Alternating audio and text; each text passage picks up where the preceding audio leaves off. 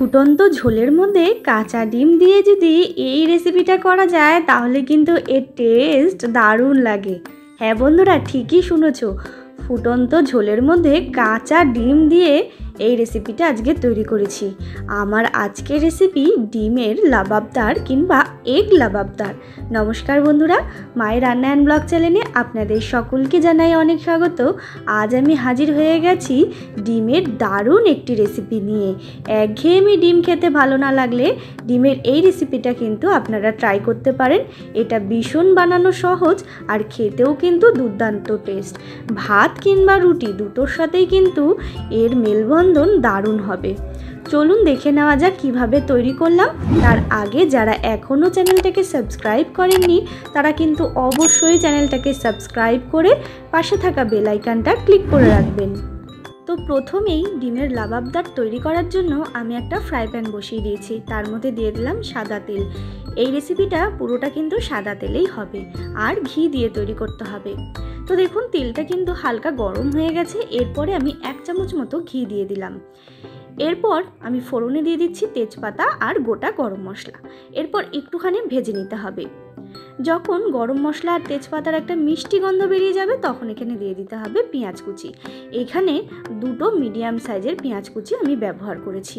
পেঁয়াজটাকে কিন্তু হালকা লাল করে ভেজে নিয়েছি। দেখে বুঝতেই পারছেন পেঁয়াজের গা যখন হালকা লালচে রং ধরে আসবে তখন এখানে দিয়ে দিতে হবে আদা রসুনের পেস্ট।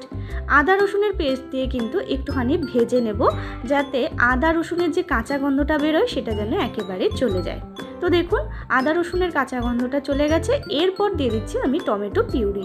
একটা টমেটো আমি গ্রেট করে রেখেছিলাম সেটাই দিয়ে দিলাম। আপনারা চাইলে কিন্তু বেটেও দিতে পারেন। এরপর লবণ দিয়ে আবারও আমি একটুখানি ভেজে নেব যাতে টমেটোর একটা কাঁচা গন্ধ আছে সেটাও যেন চলে যায়। এরপরে আমি দিয়ে দিচ্ছি একে একে সমস্ত গুঁড়ো মশলা। দিয়ে দিলাম হলুদ গুঁড়ো, ধনে গুঁড়ো, জিরে গুঁড়ো আর দিয়ে দেবো এখানে লঙ্কার গুঁড়ো। এরপর ভালো করে কষে নেব। তার আগে দিয়ে দিলাম সামান্য পরিমাণ জল। যেহেতু গুঁড়ো মশলা দেওয়া হলো, যদি মশলাটা পুড়ে যায় তার জন্য কিন্তু জল দিয়ে একটুখানি কষিয়ে নিলে একেবারে মশলাটা পড়ে না আর মশলাটাও কিন্তু খুব ভালো মতো কষানো হয়ে যায়। তো দেখুন বন্ধুরা, মশলাটা কিন্তু অনেকটাই কষানো হয়ে গেছে। এরপরে আমি দিয়ে দিলাম কাজু বাদামের পেস্ট। এখানে প্রায় 5 থেকে 6টা মতো কাজু বাদাম আমি ভিজিয়ে পেস্ট তৈরি করে রেখে দিয়েছিলাম, সেটাই দিয়ে দিলাম। তারপরে কাজু বাদামটা দিয়েও আবারও আমি 2 থেকে 3 মিনিট মতো কষিয়ে নিয়েছি। দেখে বুঝতেই পাচ্ছেন কালারটা কিন্তু ভীষণ সুন্দর হয়েছে। এরপর দিয়ে দিলাম ফ্রেশ ক্রিম। ফ্রেশ ক্রিমটা দিয়ে আবারও একটুখানি নাড়াচাড়া করে নিচ্ছি যাতে ফ্রেশ ক্রিমটা সারা মশলার মধ্যে যেন ছড়িয়ে পড়ে। তো দেখুন ফ্রেশ ক্রিমটা দেওয়ার পরে কালারটা কতটা সুন্দর হয়েছে। এরপর দিয়ে দিলাম চাট মশলা, গরম মশলার গুঁড়ো, কাসুরি মেথি আর পরিমাণ মতো চিনি।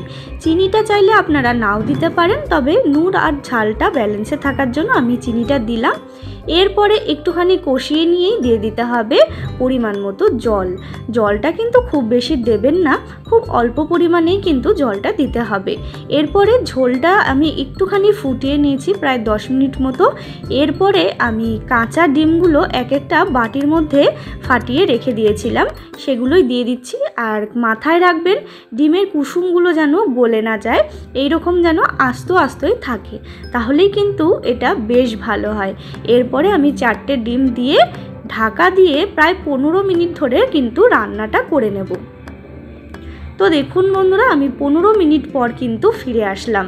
ডিমগুলো কতটা সুন্দর কিন্তু হয়ে গেছে, দেখে বুঝতেই পারছেন কতটা সুন্দর হয়েছে। ডিমগুলো কিন্তু একেবারে রান্না হয়ে গেছে। এরপর উপর থেকে দিয়ে দিলাম চিলি ফ্লেক্স। চিলি ফ্লেক্সটা আপনাদের কাছে থাকলে দেবেন, না থাকলেও নাও দিতে পারেন, তবে দিলে একটুখানি ভালো লাগে দেখতে তার জন্য। তারপরে আবারও 2 থেকে 3 মিনিট একটুখানি ফুটিয়ে নিয়ে আমি কিন্তু সার্ভ করে দেব। আমার কিন্তু একেবারে তৈরি হয়ে গেছে এই ডিমের লাবাবদার কিংবা এগ লাবাবদার রেসিপিটা। এই রেসিপিটা আপনারা ভাত কিংবা রুটি দুটোর সাথে কিন্তু কম্পেয়ার করতে পারেন, ভীষণই টেস্টি হয়। আর যারা একঘেয়েমি ডিম খেতে ভালোবাসেন না তারা কিন্তু এইভাবে ডিমের লাবাবদার কিংবা এগ লাবাবদার তৈরি করে খেতে পারেন, ভীষণই সুস্বাদু হয়। বাচ্চা থেকে বড় সকলেই কিন্তু এই রেসিপিটা ভীষণ পছন্দ করবে, একবার খেলে বারবার খেতে ইচ্ছা করবে, এতটাই টেস্টি হয়। তো বন্ধুরা, আমার এই রেসিপিটা কেমন লাগলো অবশ্যই কমেন্টে জানাতে ভুলবেন না। ভালো লাগলে অবশ্যই একটা লাইক করবেন, শেয়ার করবেন। আর যারা এখনও চ্যানেলটাকে সাবস্ক্রাইব করেননি তারা কিন্তু অবশ্যই চ্যানেলটাকে সাবস্ক্রাইব করে আমার পাশে থাকবেন। আবারও হাজির হব নতুন রেসিপির সাথে। ধন্যবাদ।